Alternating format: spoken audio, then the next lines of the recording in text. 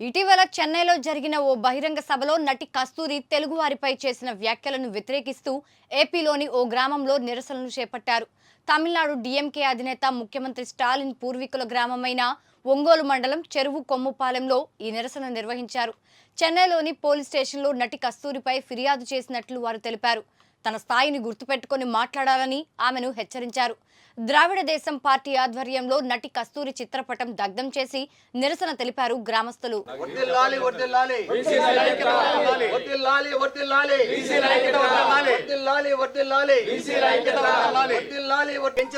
మాట్లాడిన కస్తూరిని బీసీల ఐక్యతను కించపరుస్తూ మాట్లాడిన కస్తూరిని తెలుగు వారిని కించపరుస్తూ మాట్లాడినటువంటి సీమాన్ని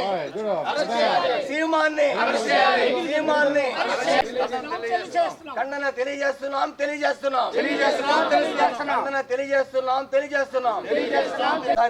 బ్రాహ్మణ ఐక్యత, బ్రాహ్మణ ఐక్యత, బ్రాహ్మణ ఐక్యత, బ్రాహ్మణ ఐక్యత. నా పేరు వి కృష్ణారావు, వ్యవస్థాపక అధ్యక్షులు ద్రావిడ దేశం పార్టీ చెన్నై. మేము దేశం నలుమూలల అంటే ముఖ్యంగా దక్షిణ భారతదేశంలో అటు తమిళనాడు, ఆంధ్రప్రదేశ్, కేరళ, కర్ణాటక రాష్ట్రాల్లో, తెలంగాణ ఎవరికి ఎటువంటి కష్టం వచ్చినా బీసీలకి మేము వాయిస్ ఇవ్వటం మా ఉద్దేశం. దానిలో భాగంగానే ఈరోజు ఇక్కడికి రావడం జరిగింది. మనం ఇప్పుడు ఉన్న ప్రదేశం కరుణానిధి గారు మాజీ ముఖ్యమంత్రి వారు నివసించినటువంటి స్థలం. వారి తండ్రి ముత్తివేలు గారు ఇక్కడే నివసించారు, ఇక్కడే కరుణానిధి గారు పుట్టారు.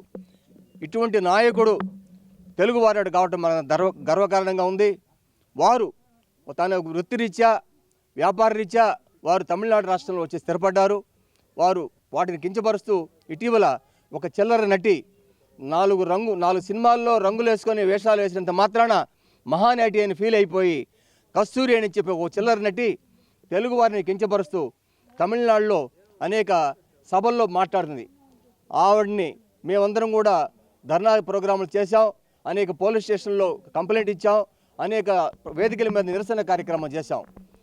కొన్ని తెలుగు సంఘాలు ఇచ్చిన కంప్లైంట్స్ మీద ఎగ్మోర్ పోలీస్ స్టేషన్లో నటి కస్తూరి మీద ఐపీసీ 4 సెక్షన్ల కింద పోలీసులో ఎఫ్ఐఆర్ వేయడం జరిగింది. 480 ఎఫ్ఐఆర్ నెంబర్ 5వ తారీఖు నవంబర్ ఈ సంవత్సరం.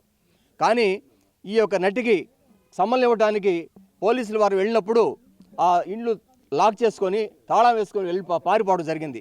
అంత ధైర్యంగా మాట్లాడిన వ్యక్తి, కోట్లాది మంది తెలుగు వారిని కించపరుస్తూ మాట్లాడిన ఒక నటి ఈ రకంగా పారిపోవటం మేమందరం కూడా హర్షించాం, దాన్ని వ్యతిరేకిస్తున్నాం.